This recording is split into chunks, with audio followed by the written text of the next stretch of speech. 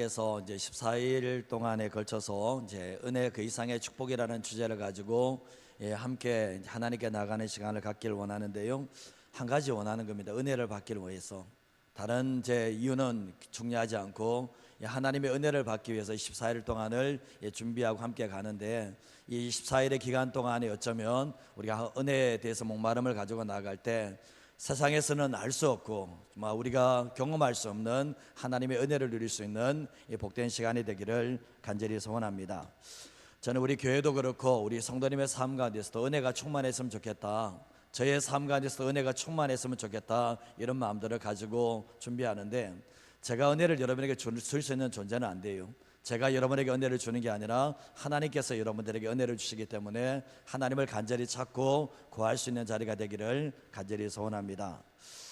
피곤하실 거라 생각합니다. 저도 이제 어제 집에 갔다가 새벽에 이제 2시 15분에 알람 맞춰다가 끄고 2시 반에 끄고 2시 45분에 끄고 3시 돼가는 도저히 안 돼가지고 일어났습니다. 이제 몸이 이제 피곤하니까 그래서 계속해서 했는데, 여러분들도 어쩌면 피곤한 육체를 가지고 이 땅에 이 자리에 오셨다 생각하거든요. 그러나 이 피곤한 육체지만 우리가 이런 심령 가운데, 이런 육체 가운데서 하나님의 은혜를 구할 때 더 많은 은혜가, 더 깊은 은혜가 부어진다는 것을 믿고 기도하시는 저와 여러분 되었으면 합니다.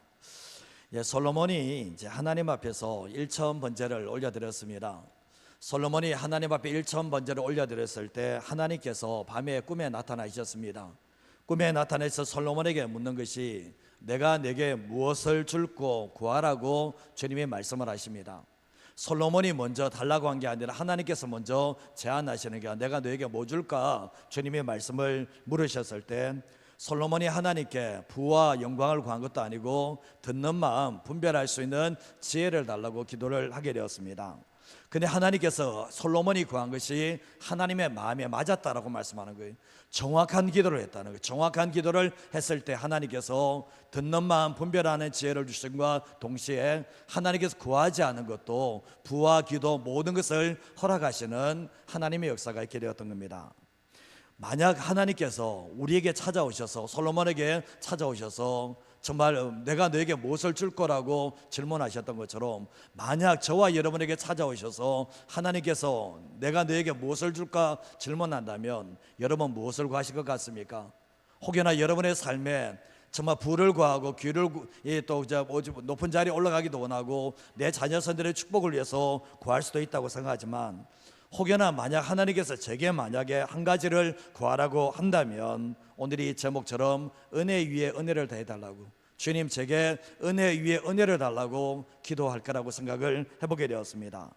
여러분도 그렇게 생각합니다. 이 마지막 시대에 보면 우리가 하나님의 사람들은 은혜가 너무나 필요하고, 은혜를 받게 되면 좁은 길을 걸어간다 할지라도 얼마든지 감사하며 갈 수 있지만, 우리의 삶의 모든 것이 다 풍성함에도 불구하고 은혜가 메말라 있다면 아무것도 없는 것처럼 텅 빈 심정으로 살아갈 수밖에 없다라는 거죠. 우리가 교회든 가정이든 개인의 삶 가운데 은혜가 메마르면, 은혜가 부족하면 늘 하나님의 사람들은 다른 것은 다 풍족해도 은혜가 메마르면 우리 안에 늘 영적인 갈증을 느낄 수밖에 없다라는 겁니다. 그래서 예수 믿는 사람들은 은혜 없이는 안 되는구나, 정말 모든 것이 은혜이지만 지금 주시는 은혜를 받지 않으면 안 된다는 것을 절실하게 깨닫게 됩니다. 근데 우리가 삶을 살아갈 때 은혜에 대한 목마름이 있다, 내 삶의 모든 것이 다 괜찮아도 내 안에 은혜에 대한 목마름이 있다면 그 영혼은 살아있는 거예요. 정말 내 영혼이 살아있기 때문에, 내 영혼이 은혜가 부족한다는 것을 알고 하나님께 나간다는 것은 그 영혼이 살아있다는 증거이지만, 병들고 죽어가는 영혼들은 은혜에 대한 목마름이 없다라는 거예요. 마치 어쩌면 꽃이 정말 나무에서 떨어지면 생명이 없잖아요. 생명이 없다 보면 어느 순간에 보면 이 꽃이 수분을 빨아들이지 못하는 것처럼, 죽은 정말 나무와 꽃이 되는 것처럼 우리 안에 결국 은혜에 대한 목마름이 있다면 내가 살아있는 증거지만, 은혜에 대한 목마름이 없다면 내 영혼이 죽어가고 병들어가고 있는 증거라고 해도 틀리지 않다라는 겁니다. 성경에서 가장 많이 나오는 단어 중에 하나가 은혜입니다.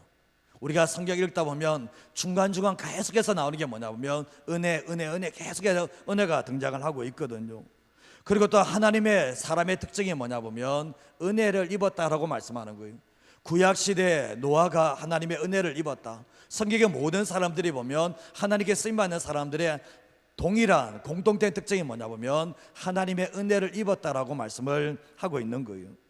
기독교와 타종교의 차이도 가장 큰 차이가 뭐냐? 은혜라는 거죠. 기독교는 은혜의 종교지만 타종교는 은혜라는 것이 없다라는 거예요. 그래서 우리가 잘 아시다시피 기독교는 위로부터 부어주시는 하나님의 은혜로 말미암아 세워진 생명의 종교이지만 다른 종교는 이 땅에서 만들었기 때문에 은혜가 없다라는 것을 우리는 너무나 잘 알고 있습니다. 그래서 기독교는 은혜로부터 시작해서 은혜로 끝나지만 타종교에는 수행은 있겠지만 은혜는 없다라는 것을 알게 되는 거예요. 제가 이제 과거에 교회 다닐 때 지금 제 생각해 보면 대표 기도하시는 분들이 특별히 권사님들이 기도를 하실 때 참 은혜가 참 많이 되었어요. 근데 권사님께서 교회를 기도하면 항상 하셨던 말씀이 은혜 위에 은혜를 달라는 기도를 하는 거예요. 남자분들은 이런 기도를 잘 하지 않더라고요 보니까. 근데 여자분들이 특별히 권사님들이 기도하면, 기도 많이 하는 권사님들이 기도하다 보면 항상 뭔가 기도하면 은혜 위에 은혜를 다 해달라고, 교회에도 그렇고 우리 자녀 사이들에게도 은혜 위에 은혜를 달라는 그 기도를 참 많이 하시는데 참 이해가 안 되더라고요. 그냥 은혜 달라고 기도하면 되지 뭐 또 은혜 위에 은혜를 달라고 하냐, 그런 생각을 하게 되는데 제가 그때 말씀을 좀 몰랐습니다. 오늘 말씀에 은혜 위에 은혜라는 단어지만 그 단어도 몰랐기 때문에 왜 저 은혜 위에 또 은혜를 달라고, 뭐래 욕심이 많나 이렇게 생각했던 적이 있거든요. 근데 세월이 지나면서 깨달은 게 뭐냐 보면 얼마나 은혜가 간절했으면 은혜 위에 은혜를 달라고 하고 있고, 그리고 또 하나님의 말씀 속에서 이 단어가 꽂혔기 때문에, 이 문장 은혜 위에 은혜라는 문장이 꽂혔기 때문에 그런 기도를 한 것은 아닌가 생각을 해보게 되었습니다. 오늘 이 사도 요한이 요한복음을 기록하게 되었는데 사도 요한 또 은혜를 입은 자였습니다. 하나님의 은혜를 입은 자였는데 더 나아가서 사도 요한은 은혜 위에 은혜를 경험했기 때문에 오늘 이 말씀이 나온다는 거예요. 다른 복음서에서는 은혜 위에 은혜라는 단어가 안 나와요. 그러나 사도 요한이 표현을 할 때 보면 그건 뭐냐면 사도 요한이 은혜 위에 은혜를 예수님을 통해서 받았기 때문에 오늘 이 표현을 하고 있다는 거죠. 사도 요한은 예수님을 인격적으로 만난 것도 너무나 감사한데, 정말 예수님의 사랑을 받은 것도 너무나 감사한데 주님의 제자로, 주님의 사도로 쓰임받은 것이 은혜 위에 은혜였다는 것을 부인할 수는 없었던 겁니다. 근데 결국 뭐냐 보면 사도 요한이 하나님께 쓰임받은 건, 하나님 예수님의 사랑을 받은 것이 자신의 열심인가, 내가 노력을 해서 얻어낸 것인가, 그게 아니라 내가 사랑하는 자가 된 것도, 하나님께 쓰임받은 것도 다 은혜 위에 은혜라는 것을 사도 요한이 고백을 하고 있는 겁니다. 요한복음 20장 30절에 31절 말씀을 같이 한번 읽어볼까요? 같이 읽겠습니다. 예수께서 제자들 앞에서 이 책에 기록되지 아니한 다른 표적도 많이 행하셨으나 오직 이것을 기록하면 너희로 예수께서 하나님의 아들 그리스도이심을 믿게 하려 하며 또 너희로 믿고 그 이름을 입어 생명을 얻게 하려 함이니라. 아멘. 이게 요한복음의 핵심 구절이고 요한복음을 기록한 목적이 바로 이 말씀에 나와 있는데, 예수님께서 표적을 나타내시는 이유, 오병이어 사건도 있고 죽은 자 살려내는 사건도 있고 이런 사건을, 표적들을 나타낸 이유가 뭐냐, 그리고 이 요한복음에서는 표적이 다 기록된 건 아니라는 거예요. 근데 이 표적을 기록된 목적은 31절 말씀에 예수께서 하나님의 아들 그리스도이심을 믿게 하려 하며 너희로 믿고 그 이름을 입어 생명을 얻게 하기 위해서 이 요한복음이 기록되어졌다는 것을 말씀하고 있는 거예요. 예수님께서 하나님의 아들이시다, 예수님께서 구원자 그리스도이시다, 예수님을 믿는 사람에게 생명을 주신다는 것이 바로 이 요한복음의 핵심적인 구절인데, 결국 뭡니까? 이 모든 것 또한 하나님의 은혜가 없으면 예수님을 하나님의 아들로 영접할 수도 없고, 정말 하나님의 은혜가 없으면 생명을 얻을 수도 없다라는 것을 전제로 하고 있다는 것입니다. 근데 요한복음 1장 말씀에 하나님의 아들 예수 그리스도가, 말씀 되시는 예수 그리스도가 육신이 돼서 이 땅에 오셨는데 은혜와 진리가 충만했다라고 말씀하시고, 예수님은 세상에 빛으로 오셨다라고 말씀을 하고 계시고, 세상은 예수님을 알지도 못하기 때문에 영접하지 않았지만, 왜냐하면 영접하지 못하는 이유가 사람의 뜻으로, 사람의 혈통으로 예수님을 영접하는 것이 아니기 때문에 도저히 영접할 수가 없었던 겁니다. 그러나 하나님으로부터 말미암은 자들은 예수님을 영접했다고 말씀하는데, 하나님으로부터 온 자들은 누구냐? 하나님의 은혜를 입은 자만이 예수님을 영접할 수 있다라고 말씀합니다. 근데 마태복음 16장 15절에서 17절 말씀에도 보면 예수님께서 이제 제자들에게 묻습니다. 너희는 나를 누구라 하느냐고 물었을 때 시몬 베드로가 했던 말이 주는 그리스도시요 살아계신 하나님의 아들입니다 라고 고백했을 때 예수님이 하셨던 말씀이 바요나 시몬아 내가 복이 있다 얘기하면서 이를 내게 알게 하니는 혈육이 아니요 하늘에 계신 아버지가 가르치셨다라고 말씀하는 거예요. 베드로의 머릿속에서는 주는 그리스도시요 살아계신 하나님의 아들이시다, 이 베드로의 머릿속에는 이게 나갈 수 없는 거예요. 근데 결국 뭡니까? 하나님께서 너에게 알려주셨다라고 말씀을 하시면서 하나님의 은혜가 아니면 혈육으로도 돼도 안 되고 인간의 머리로도 안 되고 오직 하나님의 은혜로 된다는 것을 예수님이 말씀을 하셨던 거예요. 그래서 보면 모든 것이 다 하나님의 은혜라는 것을 알게 하는데, 오늘 말씀을 통해 첫 번째로 하시는 게 뭔가 같이 한번 읽어보겠습니다. 하나님은 예수님을 영접한 모두에게 은혜 위에 은혜를 주시기를 원하십니다. 예수님께서는 정말 이렇게 모든 예수님을 믿는 모든 사람에게 은혜 위에 은혜를 주기를 원하신다라고 말씀을 하고 있는 거예요. 디모데전서 2장 4절 말씀에 보면 하나님의 마음이 있는데 하나님은 모든 사람이 구원을 받으며 진리를 아는 데 이르기를 원한다라고 말씀합니다. 하나님은 우리만 구원을 받으며 우리만 진리를 알기 원하는 게 아니라 하나님은 모든 사람 한 명도 빠짐없이 구원을 받기를 원하고 진리를 아는데, 정말 구원의 진리를 아는데 이르기를 원한다라고 말씀을 하는데, 왜 그러냐 보면 구원이 그만에 중요하니까. 이 세상에서 구원받아 더 소중한 것은 없으니까 모든 사람들이, 창조한 모든 사람이 구원받기를 원하셨던 거예요. 근데 실상은 보면 믿음은 모든 사람의 것이 아니에요. 하나님께서는 모든 사람들이 구원받기를 원하지만 이 구원을 얻는 믿음은 모든 사람의 것이 아니고 모든 사람이 구원을 얻는 것은 아니라는 것을 알게 됩니다. 구원을 받는 사람들보다는 구원을 받지 못한 사람이 수없이 더 많다는 것을 우리가 삶의 현장 속에서 충분히 볼 수가 있는 거잖아요. 에베소서 2장 8절 말씀에 보면 은혜에 의하여 믿음으로 말미암아 구원을 받는데 이것이 너희에게서 난 것이 아니라 하나님의 선물이라고 말씀합니다. 선물은 돈을 주는 게 아니에요. 선물은 누가 돈으로 샀죠. 그러나 그 선물을 우리에게 줄 때는 그냥 주는 것이 선물인데, 이 구원 자체가 너무나 값이 비싸기 때문에 선물이 아니면 받을 수 없다는 것을 말씀하면서 행위에서 난 것이 아니기 때문에 누구든지 자랑하지 못한다. 내가 구원받은 것을 내가 자랑할 수 있는가? 자랑할 수 없다라고 말씀을 하고 있는 겁니다. 자랑한다면 뭐죠? 나를 구원하신 그 하나님의 은혜만 자랑할 수밖에 없다는 것을 말씀하는데, 예수님께서 요한복음 1장 14절 말씀에 말씀이 육신이 되어서 오셨는데 아버지의 독생자의 영광이요 은혜가 먼저 나옵니다. 은혜와 진리가 충만했다라고 이야기하고 있고, 17절 말씀에도 보면 율법은 모세로 말미암아 좋은 거지만 은혜와 진리는 예수님을 통해서 온다라고 분명히 말씀을 하고 있는 거예요. 그러면서 12절 말씀에 영접하는 자 곧 그 이름을 믿는 자들에게는 하나님의 자녀가 되는 권세를 주셨는데 혈통으로나 육정으로나 사람으로 뜻으로 나지 아니하고 오직 하나님으로부터 난 자다라고 말씀을 하고 있습니다. 그래서 결국 뭡니까? 영접하는 자 곧 그 이름을 믿는 자, 이거는 쉬운 일이 아니에요. 나더러 주여 주여 하는 자가 구원받는 것이 아니라 그랬을 때 영접한다는 것은 입술로 그냥 고백하는 것을 시인하는 것으로 끝나는 문제는 아니라는 것을 알게 되잖아요. 그러나 결국 뭡니까? 이 구원 자체가, 영접한다는 그 자체가 하나님의 은혜고 선물이라는 것을 말씀하는데 여기에서 머무는 게 아니라는 거예요. 주님이 주시는 선물은 여기서 머무는 게 아니라 16절 말씀에 보면 우리가 다 그의 충만한 데서 받으니 은혜 위에 은혜로라 라고 말씀을 하는데, 세 번역에는 이렇게 되어 있습니다. 한번 읽어볼까요? 우리는 모두 그의 충만함에서 선물을 받되 은혜에 은혜를 더하여 받았다. 구원이 은혜라고 했는데 그러면 끝나는 거 아니에요. 근데 여기에서는 은혜에 은혜를 더하여 받았다라고 말씀을 표현하고 있다는 거죠. 이게 요한복음의 주제이기도 합니다. 요한복음에서는 은혜 위에 은혜를 받은 사람이 나오고 은혜 위에 은혜를 받은 사람이 어떻게 쓰임받는가를 보여주고 있는데, 이 땅에 은혜 받는 사람이 한두 명입니까? 은혜 받는 사람이 참 많습니다. 그러나 은혜 위에 은혜를 받은 사람들은 드물다는 것을 알게 되는 거예요.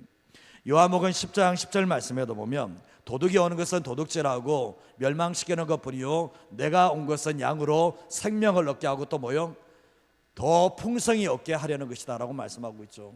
왜 예수님은 생명을 주었으면 됐지, 생명을 얻게 하시면 됐지, 더 풍성히 얻게 하는 것이 목적이라고 말씀하고 있거든요. 우리가 가만히 생각해 보면 병원에 누워 계시는 사람의 생명하고 이 자리에 계시는 생명하고 똑같은 생명이지만 차원은 달라요. 병원에 누워 계시는 분들에게는 생명력이 없어요. 정말 내일 죽어야 될, 어쩌면 조금 있으면 죽어야 될 사람에게는 생명력이라는 건 없지만 우리가 이 시간 이 자리에 오신 분들에게는 뭡니까? 생명이 있대 그 생명력이 있는 삶을 살게 되잖아요. 예수 믿는 사람들도 마찬가지입니다. 예수님께서는 구원받는 사람에게 생명을 주기를 원하시지만 여기서 더 뛰어넘어서 은혜 위에 은혜가 있는 것처럼 생명 위에 생명이 있다는 것, 더 생명력 넘치는 삶을 살 수 있다는 것을 우리에게 말씀하고 있는 겁니다. 그래서 우리가 보면 생명이 있는 것과 생명력이 풍성한 것은 다른 차원의 문제라는 것을 우리는 인식하셔야 된다는 거예요. 야고보서 4장 6절 말씀에도 그러나 더욱 뭘 준다고요? 큰 은혜를 주신다라고 말씀하고요. 은혜 위에 은혜를 주신다라고, 여기서는 큰 은혜를 주신다는 거예요. 이 큰 은혜가 뭐냐는 거예요. 가만히 생각해 보면 그냥 은혜 주신다고 표현하면 되는데 큰 은혜를 우리에게 주신다라고 말씀을 하시면서 하나님께서 겸손한 자에게 이 큰 은혜를 주시겠다라고 말씀을 하고 있는 거예요. 예수님은 우리를 죄에서 구원하시고 난 뒤에 구원해 주신 은혜만 주시고 끝이 나는가? 그 다음은 너희 열심으로 살아가라고 주님은 말씀하시는가? 그게 아니라는 거예요. 구원 자체가 은혜로 받았다면 너희의 인생 자체가, 너희의 모든 삶 자체가 은혜로 살아가야 되기 때문에 은혜 위에 은혜를 주시겠다라고 우리에게 말씀을 하고 있는 거예요. 결국은 뭡니까? 주님은 우리에게 하시는 말씀은 예수 믿는 모든 사람들에게 정말 구원의 은혜만 주는 게 아니라 이 땅의 모든 삶이 주님을 주인으로 모시고 주님께 쓰임받는 삶을 살아갈 수 있도록 은혜 위에 은혜를 주시겠다라고 말씀을 하고 있는데, 이게 내 열심과 내 노력으로 얻어내는 것이 아니라 하나님, 이것 또한 하나님의 선물이라는 것을 잊어버리지 마시고 살아가시기를 바랍니다. 그러면 이 은혜 위에 은혜를 어떻게 누릴 수 있는가? 두 번째 한번 읽어보도록 하겠습니다. 은혜 위에 은혜를 누리려면 약속을 믿고 기도하며 친밀한 교제가 있어야 합니다. 다른 것도 참 많이겠지만 어쩌면 이 세 가지, 약속을 믿고 기도하고 친밀한 교제를 누릴 때 은혜 위에 은혜가 부어지는 삶을 살 수 있거든요. 저희 어머니도 그렇습니다. 저희 어머니도 소천하셨지만 저희 어머님이 자녀들 위해서 기도할 때마다 항상 기도했던 게 은혜 위에 은혜를 달라고. 부모님들이 그렇지 않습니까? 여러분도 따라서 해보시기 바랍니다. 정말 자녀 손들 위해서 기도할 때도 은혜를 달라고 끝나는 게 아니라 은혜 위에 은혜를 달라고, 정말 그런 기도를 하는 게 너무나 중요한데, 로마서 8장 32절 말씀에도 보면 같이 한번 읽어볼까요? 자기 아들을 아끼지 아니하시고 우리 모든 사람을 위하여 내주시니가 어찌 그 아들과 함께 모든 것을 우리에게 주시지 아니하겠느냐. 주신다는 겁니까? 안 주신다는 겁니까? 주신다는 거 아닙니까? 아들을 줬는데, 내가 너희들 위해서 아들을 줬는데 그 아들과 함께 못 줄 게 뭐가 있냐는 거예요. 내 아들 얘 낳았는데 너희들에게 못 줄 게 뭐가 있냐는 거예요. 그러나 문제는 뭐냐 보면 받지 못한 이유가 구하지 않기 때문에 받지 못한다는 거예요. 우리가 은혜 위에 은혜가 너무나 중요하다는 걸 알지만 은혜 위에 은혜를 구하지 않는다면 그걸 받을 수가 없다는 것을 알게 되잖아요. 예수님의 약속과 보증은 주어졌습니다. 교회는 모든 사람에게 다 주었습니다. 영접한 모든 사람들에게 은혜 위에 은혜를 주겠다고 약속은 하셨지만, 그러나 누리는 자도 있고 누리지 못하는 사람들도 있습니다. 겨우 구원받은 그 은혜, 겨우 구원받은 그 하나를 붙잡고 살아간 사람이 있는가 하면 생명 위에 생명이 있는 것처럼 은혜 위에 은혜를 가지고 풍성한 삶을 살아가는 사람들도 있다는 것을 알게 되는데, 성경에 기록된 모든 것은 믿는 자들이 다 누릴 수 있는 축복입니다. 근데 결국 뭡니까? 믿음으로 받아들이는 것은, 약속을 믿고 받아들이는 것은 본인의 몫이라는 것을 우리는 알게 되는 거예요. 그래서 고린도서 1장 20절 말씀에도 하나님의 약속은 얼마든지 그리스도 안에서 예가 되는데 그런즉 그로 말미암아 우리가 아멘하여 하나님께 영광을 올리게 된다라고 말씀하고 있거든요. 예수님께서 은혜 위에 은혜를 주신다라고 하면 그것을 아멘으로 받아들이는 거예요. 그리고 아멘으로 받아들이고 난 후에 뭡니까? 그것을 가지고 기도하는 게 중요한데, 제가 처음에 말씀드렸죠. 믿음의 선배들의 기도와 지금 우리의 기도가 좀 많이 다르거든요. 믿음의 선배들은 없는 상황 가운데서 은혜를 구하면서 한국교회를 일궈냈고, 우리는 지금 너무나 풍족한 시대에 살다 보니까 내 자신의 문제, 내 가정의 문제, 이 문제를 가지고 하나님께 나가는 사람은 참 많지만 정말 은혜 위에 은혜를 달라고 기도하는 사람은 적은 시대에 우리가 살고 있는 거예요. 에스겔서 36장 37절에 38절 말씀해 보면 주 여호와께서 이같이 말씀하셨느니라. 그래도 이스라엘 족속이 이같이 자기들에게 이루어 주기를 내게 구하여 할지라. 내가 그들의 수요를 양떼같이 많아지게 하되. 그러면서 뒤에 말씀 뭡니까? 정말 성읍을 사람의 때로 채우겠다 하면서 그리한즉 그들이 나를 여호와인 줄 알리라 하셨느니라 말씀합니다.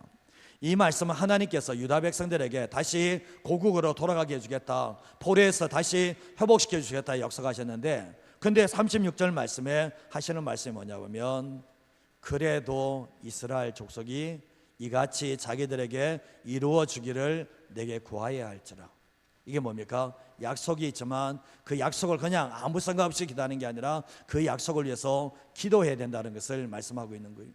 오순절 마가의 따라병에 성령의 불의 역사가 임했을 때 주님께서 아버지께서 약속하신 기다리라, 그 기다리는 것은 마냥 기다리는 게 아니라 기도해야지, 기도하는 사람들만 성령의 충만함을 받았다는 것을 알게 되는 거예요.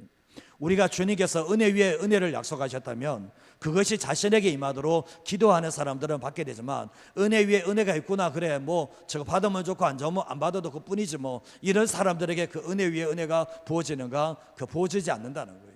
그래서 우리는 삶을 살아갈 때도 정말 은혜 위에 은혜를 구하는 것이 얼마나 중요한지를 아셔야 되는 거예요. 요한복음 15장 7절 말씀에도 너희가 내 안에 거하고 정말 내 말이 너희 안에 거하면, 너희 말이 가면 무엇이든 대로 원하는 그대로 구하라, 그리하면 이룬다라고 말씀하고 있거든요. 너희가 내 안에 거, 내 말이 너희 안에 거하면, 정말 은혜 위에 은혜 주신다는 이 말씀이 내 안에 거하면 원하는 대로 구해보라. 그러면 주님께서 주신다라고 우리에게 약속을 하고 계시거든요.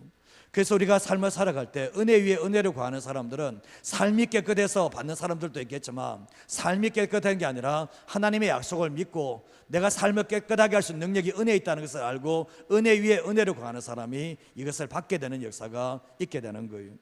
그리고 또한 요한복음 15장 3절에서 5절 말씀에도 보면 예수님이 하시는 말씀이 내가 일러준 말로 너희가 이미 깨끗해졌다, 너희가 뭡니까? 너희 죄를 용서받았다, 깨끗하게 해줬다라고 말씀을 하죠. 그러면서 하시는 말씀이 내 안에 가라, 나도 너희 안에 가리라. 가지가 포도나무에 붙어있지 않으면 스스로 열매를 맺은 것 같이 너희도 내 안에 있지 않으면 안 된다 얘기하시면서 5절 말씀에도 하시는 말씀입니까? 정말 나는 포도나무여 너희는 가지니 그가 내 안에 내가 그 안에 가면 사람이 열매를 많이 맺는데 나를 떠나서는 내가 아무것도 할 수 없다라고 말씀하는 거예요. 우리가 은혜를 받지 않으면, 은혜 위에 은혜를 받지 않으면 아무것도 할 수 없는 존재가 우리들의 존재라는 것을 말씀하고 있는 거예요.